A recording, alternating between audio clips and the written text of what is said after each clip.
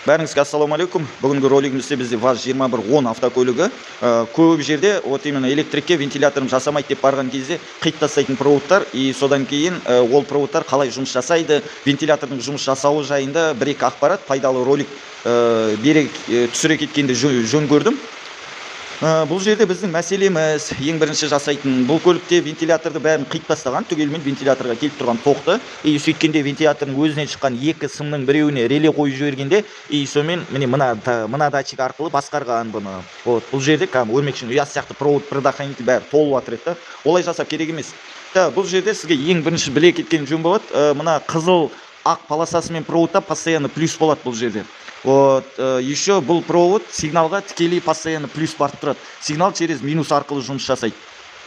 Ендігі сіздегі мәселе. Бұл қызыл ақ түстегі проводты қалдырасыз бұны. Бұл так сізде бүтіндей плюсқа жалған тұра береді. Бұл жерде плюс бар. Іште 30-лық предохранитель бар. При замыкании сол предохранитель күйіп кетеді. Онда қазір қайсысы қайда жауап беретінін бәрін түсіндіріп кететін болам.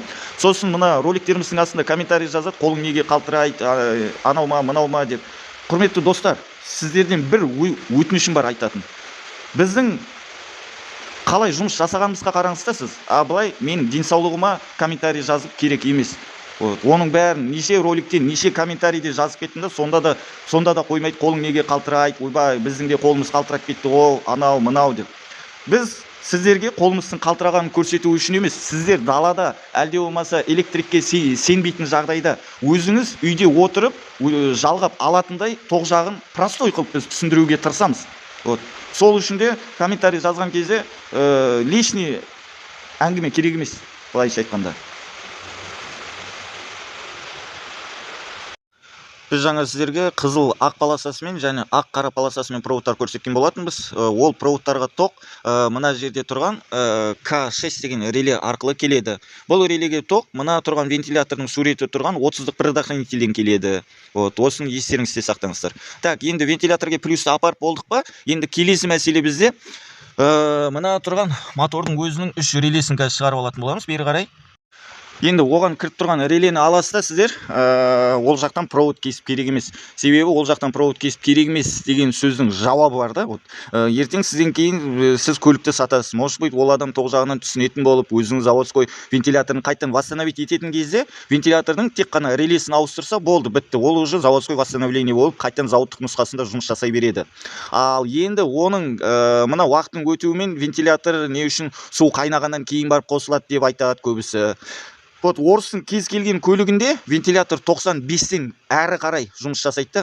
Уақыттың өтуімен уже мотор көп жүреді, уже головка прокатканы сіз уже заводскойдан ауыстырасыз, головканы жондыртасыз уже. Одан кейін уже көзге көрінбейтін микротрещиндер моторға түсіп бастаған кезінде, ол сізде пока что на холодной 80-ге 90-ға жеткенге дейін суыңыз қайнамай тұрады. Уже 95-терге жеткен кезде сіздің вентиляторыңызден бұрын расширительный бачогыңыз тасып кетеді да. Сол үшін осы релені осындай қылып переделка жасап, сіз кәдімгі мына тез қосатын датчик арқылы басқаруыңызға болады. Мәселе осылай, в общем. Вентилятордың бірде-бір өзінің заводтық нұсқасындағы проводын қимаңыз. Тек соған кіріп тұрған релені суырып алып, так мына жерде енді 4 контакты жазылған. 30, 87, 85, 86 деген. 30-шы контакт бізде постоянно минус. 87-шы контакт бізде релеге, то есть вентиляторге баратын минус. И сосын мына 85-ші контакт сіз замок ашқан кездегі келетін плюс. Ал мына 86-ші контакт бұл сізде компьютерден келетін минусовой сигнал. Яғни айтқанда компьютерден сигнал келгенде осы реле қосады да, и сонымен сіздің вентиляторыңыз жұмыс жасайды.